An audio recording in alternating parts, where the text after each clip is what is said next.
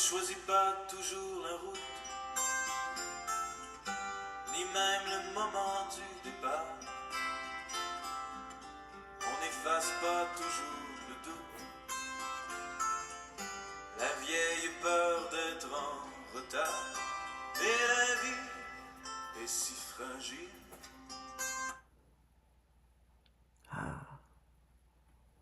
Vous devez vous demander pourquoi Trois-Pierres?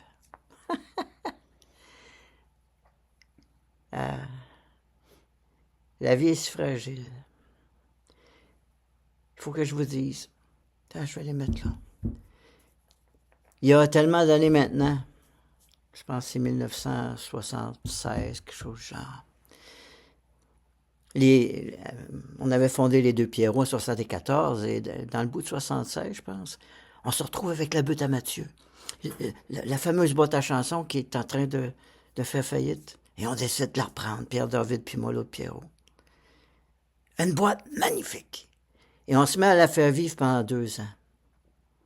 Tout en faisant les Pierrots à Montréal. Puis... Et soudainement, durant l'été,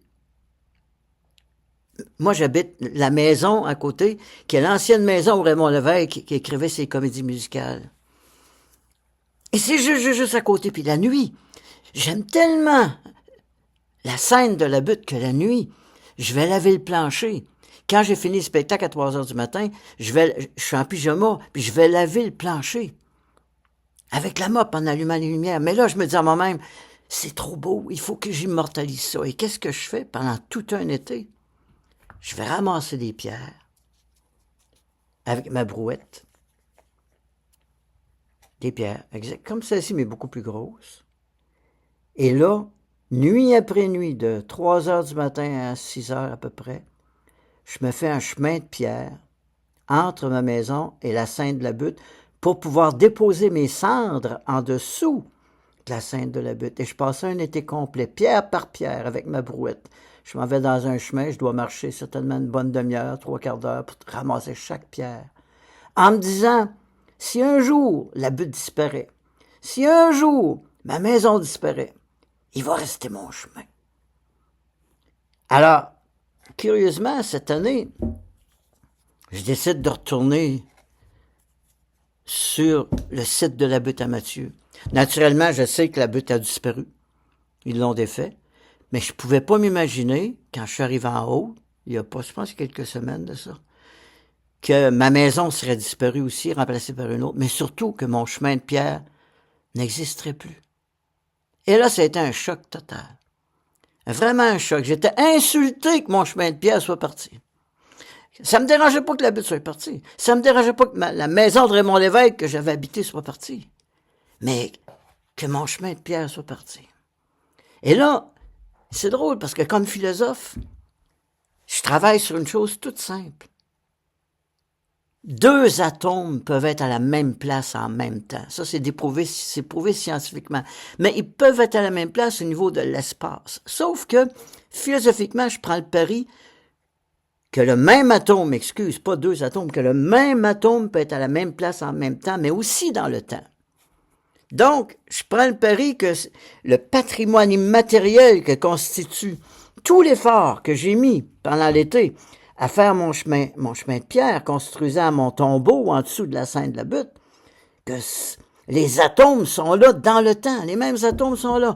Alors, moi, je travaille la nuit beaucoup pendant que je dors.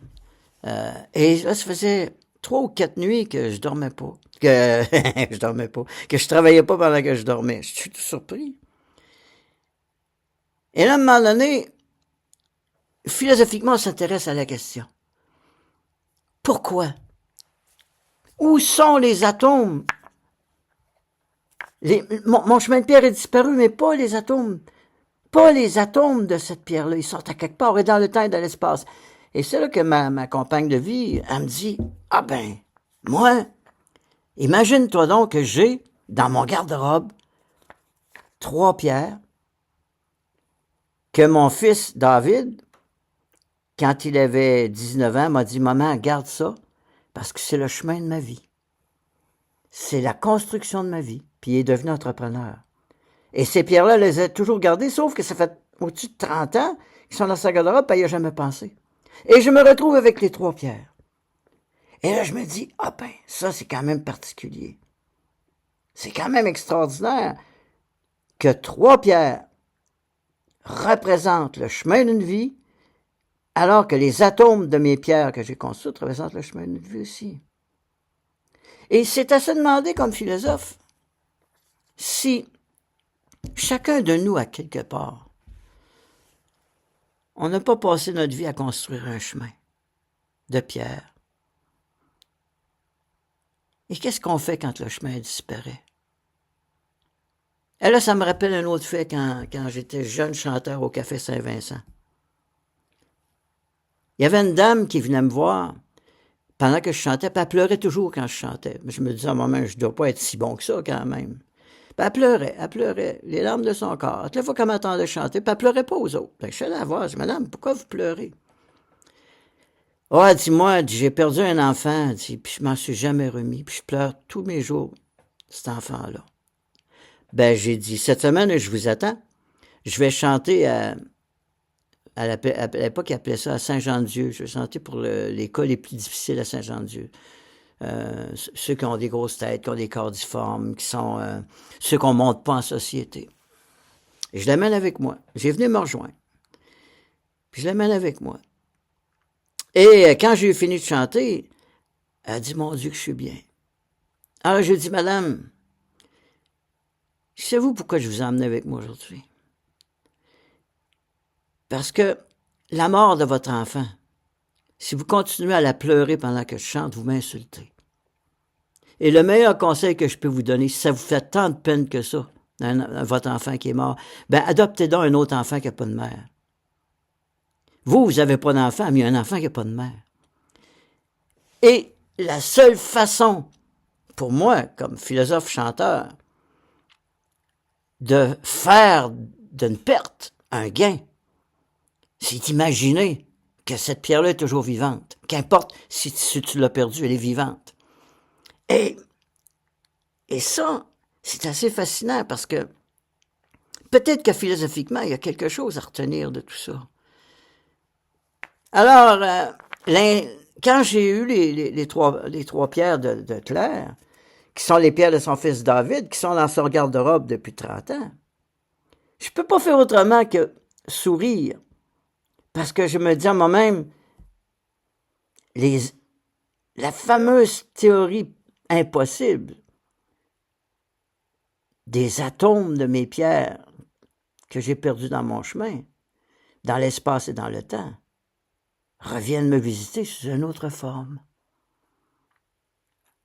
Et c'est à se demander. Et là, j'ai demandé aux pierres ce matin, j'ai dit, il doit bien avoir une chanson qui exprime l'immatériel de ça. Fait que je suis allé sur Google, puis j'ai dit à Google, donne-moi donc une chanson du Québec qui parle de pierre à quelque part. Et je suis tombé sur la chanson qui parle de route, qui parle de chemin, qui parle de fragilité. Puis j'aimerais ça, en terminant, vous la faire jouer, vous la faire rejouer. Puis que vous réfléchissiez aux pierres de votre vie qui, comme moi, ont disparu. De la même manière que la madame dont le mari s'est suicidé à un moment donné, sans même avertir, il s'est tué, elle n'a pas laissé de mots. Puis la madame, qu'est-ce qu'elle a fait? Elle a perdu une association de veuves dont les maris se sont suicidés. Donc, chaque deuil est une occasion d'inventer un monde, d'inventer un rêve pour aider les autres. Alors, je fais jouer la chanson en terminant. Écoutez les paroles. Et pensez à vos propres vies où des pierres ont disparu. On voudrait rêver un peu plus. La vie n'est pas faite pour mourir. On meurt souvent, bien entendu, car la vie est si fragile. Et si fragile. Et si fragile.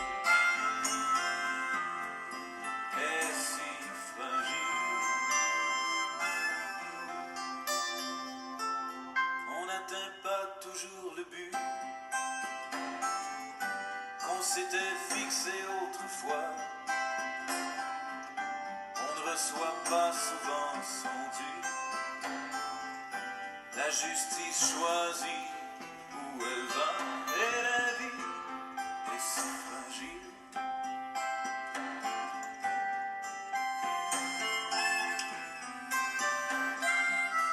On est seulement ce que l'on peut, on est rarement ce que l'on croit. Et sitôt on se pense Dieu, sitôt on reçoit une croix, car la vie est si fragile. En hommage à mon ami Pierrot, qui est disparu maintenant. L'autre Pierrot, il est disparu maintenant. J'ai beaucoup de copains qui chantaient avec moi dans le Vieux-Montréal qui sont disparus. Des chanteurs. Et je suis persuadé que chacun de vous autres, vous vivez des disparitions comme ces pierres, comme ces pierres. Chaque personne humaine est une pierre qui danse dans le cœur des humains. Si on prend bien soin d'écouter ce que la nature nous dit. En tout cas, c'est mon point de vue de philosophe. Ce qui fait que, qu'est-ce qu'un philosophe? C'est, pour moi, c'est quelqu'un qui s'intéresse aux questions inutiles, mais qui peuvent changer la vie d'une personne. Parce que quand je me retrouve dans un groupe d'êtres humains, qui sont soit dans la réussite, soit dans l'échec, combien de fois sur la route, moi qui n'ai jamais pris un verre de ma vie, je me suis retrouvé aux alcooliques anonymes à travers le Québec. J'y allais parce que il y avait du biscuit, du café. Quand t'es vagabond, c'est très important, le biscuit puis le café quand t'es gratuit. Et là, j'écoutais les gens parler de leur souffrance, parler de leur deuil, parler de leurs aspirations, témoigner. Et toujours avec cette compassion à l'intérieur de moi qui me disait, qu'importe ce que l'on vit, on est tous en même question. D'où est-ce que je viens? Qui suis-je? Où est-ce que je m'en vais? Et souvent, quand on regarde notre passé, il nous reste quelques pierres peut-être. Mais si au moins les pierres qu'on a construites disparaissent, soyez certains et certaines que les atomes de ces pierres-là, les agrégats d'atomes, sont à quelque part encore présentés dans le temps et dans l'espace.